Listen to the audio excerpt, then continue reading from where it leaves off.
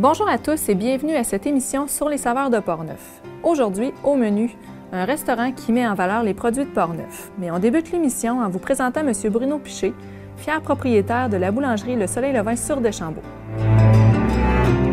Bonjour, mon nom est Bruno Piché, je suis boulanger artisan.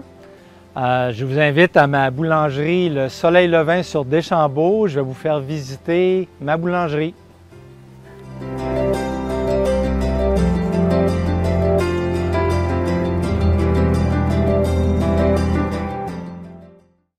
Alors, ça a été une curiosité, plus qu'autre chose. Et j'ai un ami qui faisait du pain à Montréal, au Fromentier, Benoît Fradette.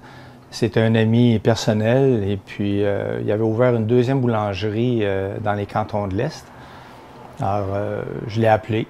Puis par curiosité, j'ai dit « Benoît, as-tu besoin de quelqu'un pour t'aider à boulanger? » Il dit « Justement, tu as juste à te présenter, puis on va commencer à boulanger ensemble. » Alors c'est comme ça que ça a commencé. J'ai travaillé 1 an et demi avec lui, les fins de semaine, pendant les vacances de ses boulangers.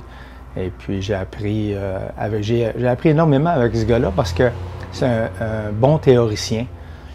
Donc on pratiquait puis on appliquait la théorie immédiatement, ce qui me permettait vraiment de bien comprendre les éléments théoriques qui me passaient. Alors ça a commencé comme ça. Par la suite, j'ai fait autre chose. Je n'ai pas boulangé pendant 2 ou 3 ans. Et puis, à un moment donné, ça m'est revenu. Je me suis dit, j'aimerais ça peut-être partir une entreprise en boulangerie, mais je n'en connais pas encore assez. Alors, j'ai fréquenté 6 autres boulangeries à ce moment-là. C'était au début des années 2000. Puis, j'ai travaillé avec des gars qui avaient déjà travaillé avec Benoît aussi, donc pour la continuité. Et puis, c'est comme ça que j'ai appris les autres éléments de la boulangerie que je n'avais pas encore appris avec Benoît pour me permettre d'être complètement autonome puis de commencer seul. Alors, ça m'a pris encore 1 an et demi, 2 ans là, avant de parfaire mes connaissances. Et puis, par la suite, j'ai ouvert ma première boulangerie. C'était un été, j'avais ouvert ça sur un site historique, dans un four à pain. Un four à pain extérieur au bois. Donc, j'ai travaillé tout un été comme ça, à mon compte.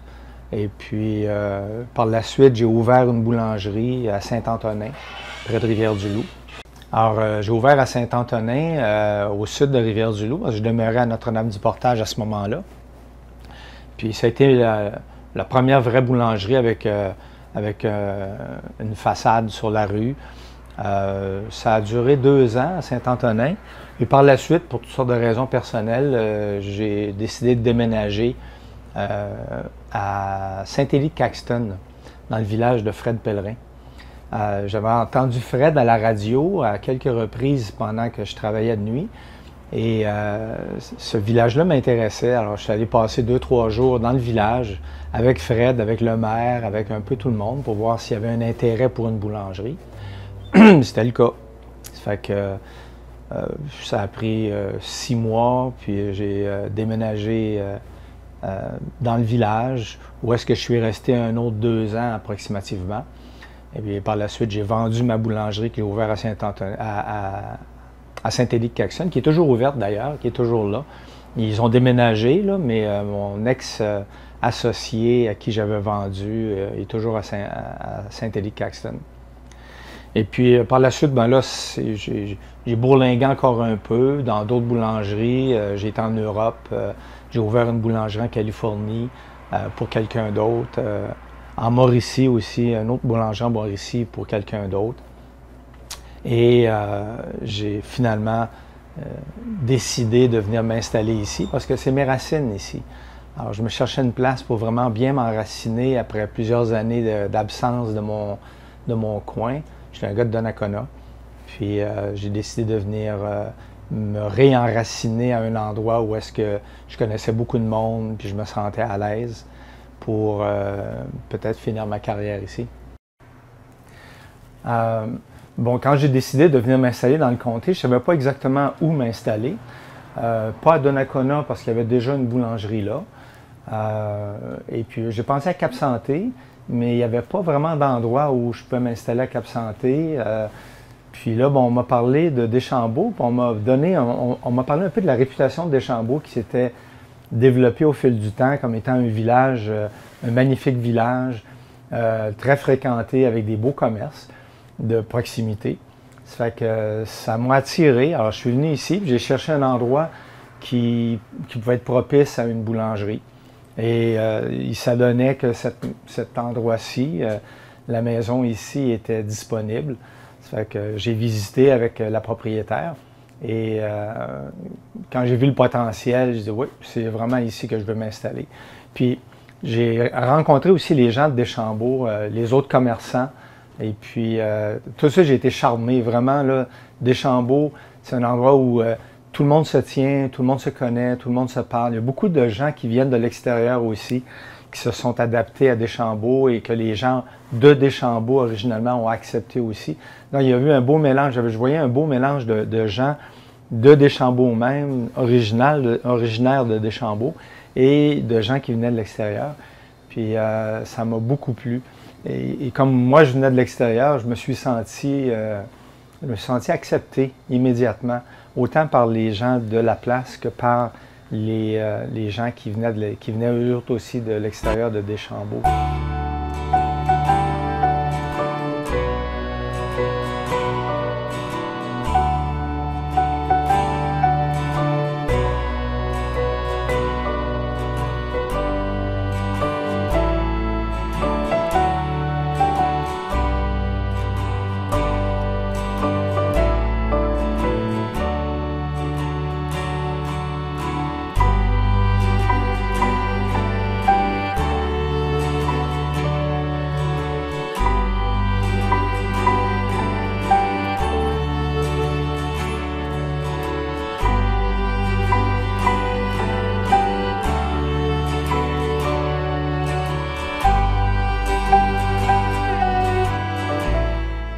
Bien, premièrement, ça prend des ingrédients.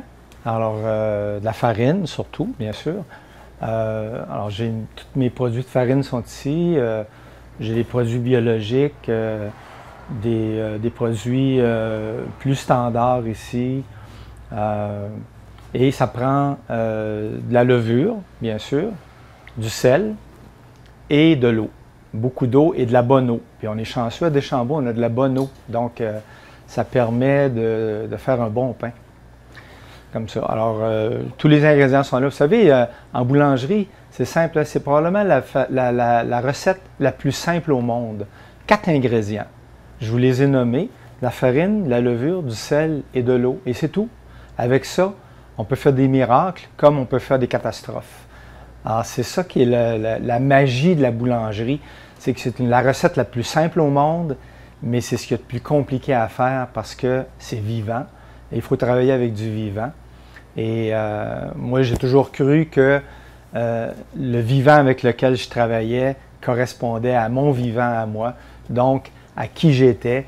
Et il faut que je transmette qui je suis à cette pâte-là, à ce pain-là, pour en faire un bon pain parce que je pense que je tiens à cœur de faire un bon pain, je tiens à cœur de bien nourrir ma population. La première étape, qui est la plus cruciale d'ailleurs, et c'est l'étape qu'on enseigne en dernier à un apprenti. Il faut que l'apprenti maîtrise à peu près tout ce qu'il y a dans la boulangerie avant de toucher à cette étape-ci. Parce que si on manque notre coup ici, le reste de la journée, ça ne passe pas comme il faut, ça ne donnera pas un bon pain de toute façon, ça ne donnera pas un bon résultat. Il faut vraiment bien partir la journée avec le pétrin. Donc, on appelle ça un pétrin. C'est là-dedans qu'on mélange tous nos ingrédients. Et donc, mélanger les ingrédients, c'est pas quelque chose de facile non plus. Il faut bien mélanger, il faut bien doser nos ingrédients en fonction du temps qu'on a pour travailler, de la quantité qu'on a à travailler, des variétés aussi qu'on a à travailler. Donc, on va jouer avec la quantité de levure, la chaleur de l'eau, la chaleur ambiante. Il y a beaucoup de facteurs qui font qu'on doit préparer les pâtes les unes après les autres dans une séquence donnée. Et puis les séquences ne sont pas les mêmes à chaque journée, dépendamment de la température, puis dépendamment des quantités qu'on a à faire. On peut brasser jusqu'à 55 kg de pâte dans ce genre de pétrin-là. C'est un pétrin moyen. On peut avoir des pétrins de 150 kg, 200 kg, ou des pétrins commerciaux là, de plusieurs milliers de kilos, là, mais ça, c'est autre chose. Alors, pour un artisan, travailler avec un pétrin comme celui-ci, c'est parfait. On peut mélanger assez de pâte pour pouvoir travailler pour faire la production qu'on a besoin de faire dans une boulangerie comme la mienne. C'est-à-dire à peu près 800 pains, 8 à 900 pains par jour de production. Oui? Oui, 8 à 900 pains de toutes les variétés, de toutes les grosseurs, de toutes les formes. On fait à peu près ça. Quand on fait une grosse production, là, on est 3 boulangers à la table et on fait environ 800 pains par jour de production. Donc ça, c'est le pétrin.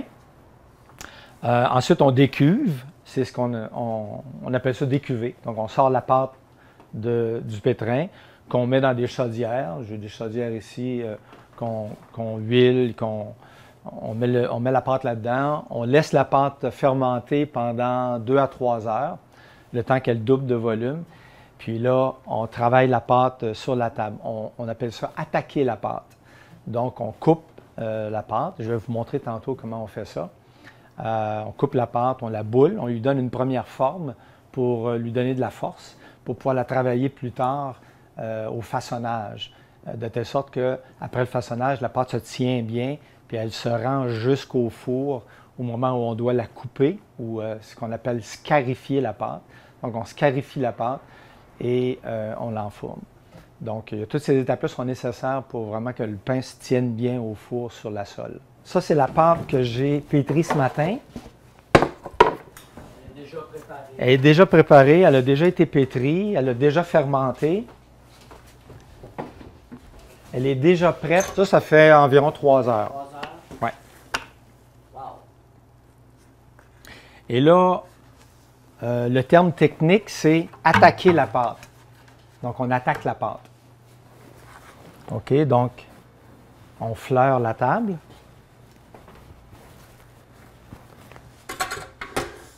Là, j'ai mis ma balance. Ici, on appelle ça une balance à nivelle.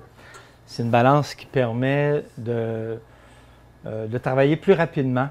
Parce qu'aussitôt qu'on voit bouger les plateaux, on sait tout de suite quel poids on a sur la balance, puis on peut réagir immédiatement, puis jeter la pâte de côté, puis en prendre une autre. Vous allez voir comment ça fonctionne. Donc là, je coupe des pâtes pour des baguettes.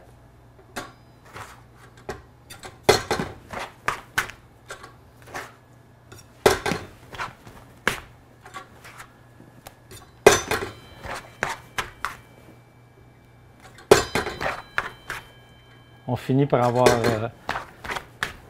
l'œil pour voir quel poids est requis.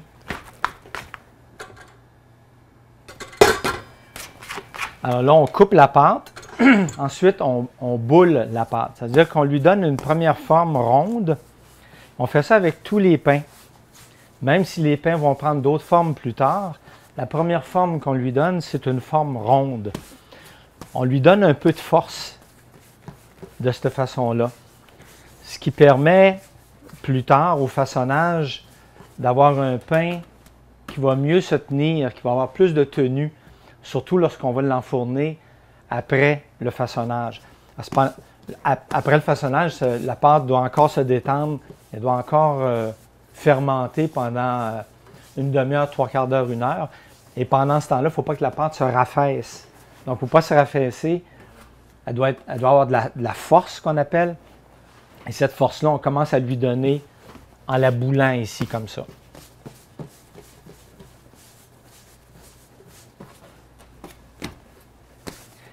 Puis un autre élément de la boulangerie artisanale, c'est la rapidité. Il faut être capable de travailler quand même assez vite parce que la pâte, elle, n'attend pas.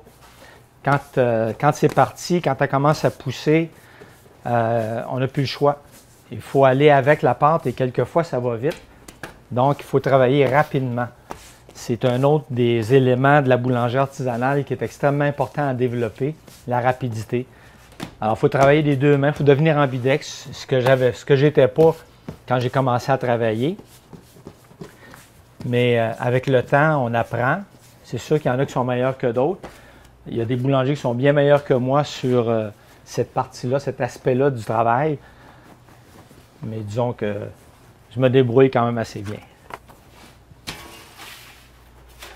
Comme ça. Alors, on va allumer nos fours pour tantôt. C'est des fours électriques? Oui, des fours électriques.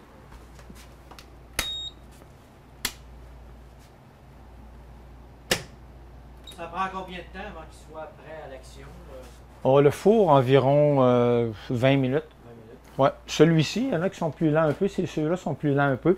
C'est des fours semblables, mais il n'y a pas un seul four qui est pareil, exactement pareil. C'est comme les cuisinières domestiques. Il n'y a pas un four qui est semblable. Il faut s'habituer à chacun son four. Ah, ouais. Là, on vient de bouler nos pâtes. Bouler, c'est ça. Ouais, et on les laisse se détendre. Donc, là, ils sont vraiment serrés. Si on essayait de faire quelque chose avec, là, il serait trop serré, il n'y a rien à faire. Ils sont stressés. Ils sont stressés, c'est ça, exactement. La pâte est stressée. Je viens de la stresser en la boulant, là. Alors là, elle va se détendre. On lui laisse à peu près une demi-heure, trois quarts d'heure. Pendant ce temps-là, elle va continuer à fermenter, donc elle va continuer à prendre du volume. Oui. Et puis, par la suite, tantôt, dans à peu près 45 minutes, on va reprendre la même pâte et on va la façonner. Alors, on va façonner ça sur la table ici. Vous allez voir comment ça se passe. Et puis, après le façonnage, il y a une autre détente. Donc, une autre fermentation qui, là, va nous permettre d'arriver au four. Donc, se rendre jusqu'à l'étape finale où est-ce qu'on va scarifier notre pâte et l'enfourner. Elle sera prête à ce moment-là.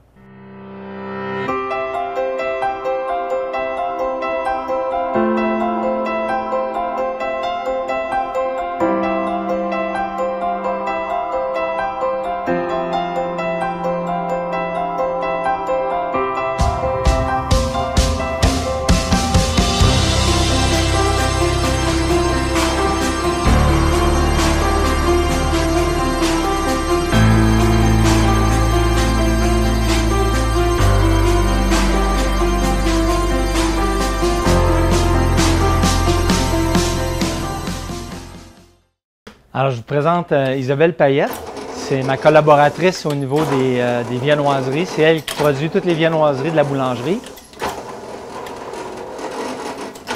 Alors, elle s'active à faire les mêmes étapes que j'ai faites tantôt, mais en plus grande quantité. On va faire aujourd'hui 27 pâtons comme ça pour la semaine de viennoiserie de la boulangerie. Alors, je vais vous expliquer la distinction entre viennoiserie et pâtisserie. Alors, la viennoiserie, ce sont des produits qui vont fermenter.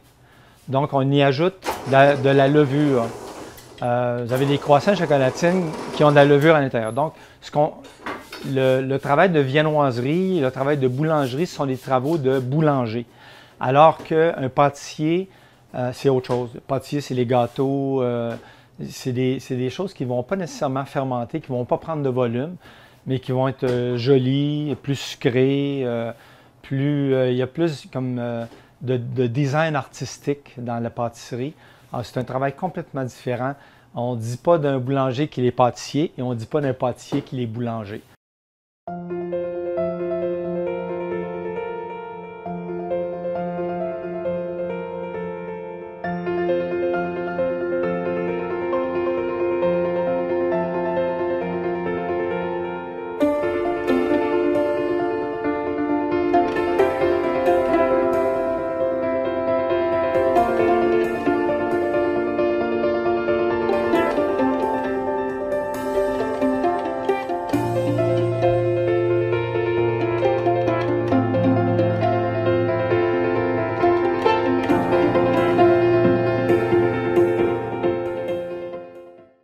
Écoutez, juste dans le pain, on a 26 sortes de pains différents ici.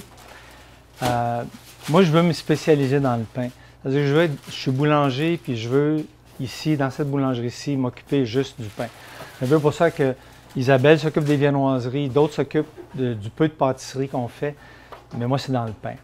Et bon, on a des pains au levain, on a des pains de farine entière, de farine intégrale, on a des pains de farine blanche. Mais moi, il y a un pain en particulier que j'aime beaucoup faire et que j'aime beaucoup vendre aussi, c'est mon pain à l'épeautre ou mon pain au camus. Des pains avec des farines ancestrales.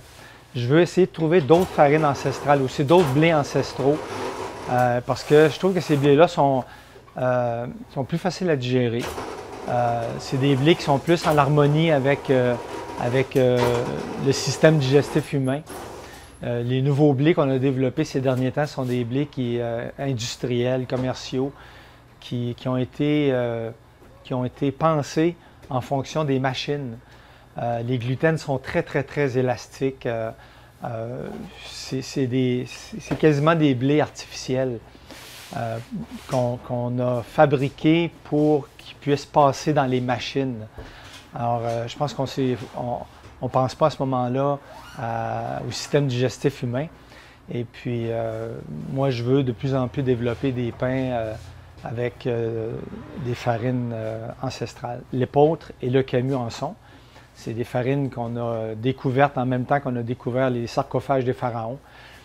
C'est des grains qui traînaient dans le fond des sarcophages. On les a plantés, ça a poussé, puis depuis ce temps-là qu'on en fait des hybrides. Et c'est ce qui nous permet de manger des farines ancestrales. On est rendu à l'étape du façonnage. Oui. Alors, on va façonner nos pâtes qu'on a coupées tantôt puis qu'on a boulées. Alors, après le boulage, les pâtes se sont détendues, se sont affaissées un petit peu. Ils ont pris plus de volume qu'ils en avaient tantôt.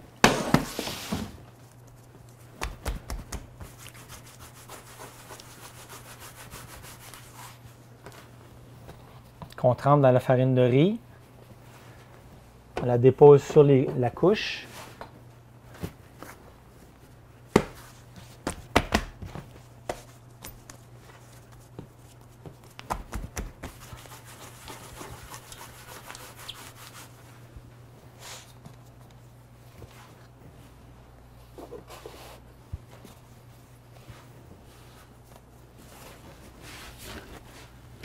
On va les laisser se détendre encore une dernière fois. Et puis après cette étape-ci, d'ici environ une demi-heure, trois quarts d'heure, ils auront pris un certain volume. Ça sera le temps de les enfourner.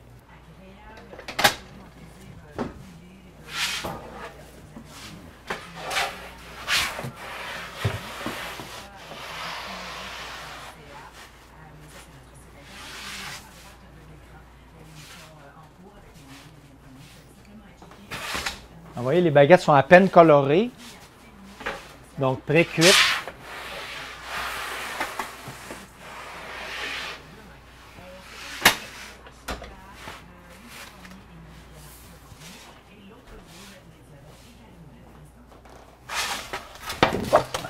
Hey!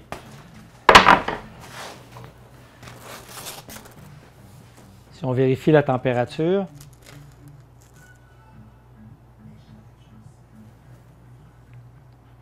voyez-vous, on dépasse 84 degrés facilement. Donc, la baguette est cuite à l'intérieur. Il manque un peu de coloration qu'on va obtenir lors de la cuisson, la deuxième cuisson, avant de mettre les pains sur les étals pour les vendre.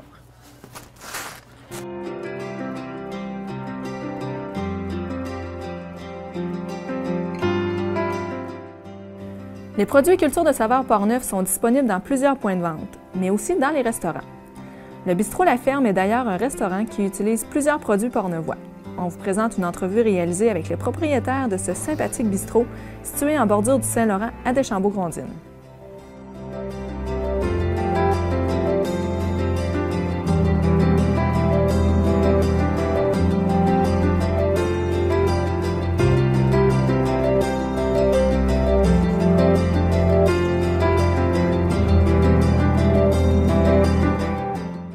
C'est vraiment un cachet qu'on voulait donner. Mon conjoint, c'est un un maniaque d'antiquité agricole, c'est ça, et il collectionne quand même une bonne collection, et on a mis ça dans le restaurant pour vraiment que ça nous ressemble, dont le bistrot, la ferme. On fait affaire avec dont un bon fournisseur, la fromagerie des Grondines, qu'on inclut dans 2-3 plats dans le menu. On a les produits d'érable de la sucrière, le pain du boulanger, le Soleil Levain, le café de Mélanie Gagné, la petite brûlerie. Et le samedi, ça me plaît beaucoup d'aller au marché public, aussi aller voir les légumes et fruits que je peux inclure dans mes menus de fin de semaine, mes tables d'hôtes. La ferme, ça fait 12 ans qu'on élève des bœufs Highland. Et le restaurant, c'est ma 3e été. On est ouvert du mois de mai jusqu'à l'Action de grâce au mois d'octobre. Ça fait notre 3e été. Cet été, ça a vraiment, vraiment bien fonctionné. Le monde est là, ils nous attendent. On ouvre au printemps le monde. J'ai mes clients qui nous attendent pour l'ouverture. Puis ils nous suivent tout l'été jusqu'au mois d'octobre. Et j'ai également beaucoup de touristes qui passent en passant, c'est ça. Bien, moi, j'ai eu l'opportunité d'acheter ce petit bistrot-là. Et c'était un de mes rêves. Et là, on a eu l'opportunité d'inclure aussi notre bœuf dans le menu. Ça fait que dans notre menu, nous avons beaucoup de plats qui est à base de bœuf Highland, dont une pizza, le nachos, le burger, les grillades, toutes les tables d'hôtes aussi les fins de semaine. C'est ça. On a eu une opportunité pour vendre notre bœuf directement de notre ferme à votre assiette, comme on dit. On a la soupe à l'oignon avec le fromage des Grondines. On a le chèvre chaud que j'inclus une belle gelée d'érable de Manon, la sucrière. Le pain aussi, tout le pain qui est avec nos soupes, nos pâtes, ça vient de la boulangerie aussi. Et c'est ça, dans notre menu, je peux avoir autant la pizza, les pâtes, le poisson, mais on est vraiment basé sur le bœuf, les recettes de bœuf. Surtout en table d'hôte, les fins de semaine, je m'amuse beaucoup aussi à faire les mijotés, les plats qui prennent du temps à cuire, dont les braisés, les mijotés, les ossobuco. Et j'essaie d'inclure aussi dans mes recettes les produits du terroir. Au printemps, je m'affiche tout le temps dans le guide touristique du Chemin du Roi et de la région de Portneuf. Et là, c'est là que je vois défiler le monde qui vient parce qu'ils sont comme curieux, je pense, de voir aussi le restaurant. J'ai des bonnes critiques sur la décoration et sur le menu aussi à base de bœuf. Et c'est ça, les touristes sont attirés par ce cachet de restaurant bien unique. Et surtout, la vue que j'ai sur le fleuve aussi. C'est ça, j'ai vraiment une très belle vue sur le fleuve. Tout le monde sont vraiment, même aujourd'hui, à fin septembre, c'est ça, le 30 septembre, j'ai encore plein de monde sur la terrasse qui sont en train de dîner. On a des bons produits, on n'a rien à envier à personne d'autre de la province, parce que dans Portneuf, je crois que le monde, c'est des passionnés. On a juste à aller au marché le samedi matin, au marché public, et on voit que le monde est passionné de leurs produits, puis ils veulent que leurs produits soient vendus, la qualité aussi est là.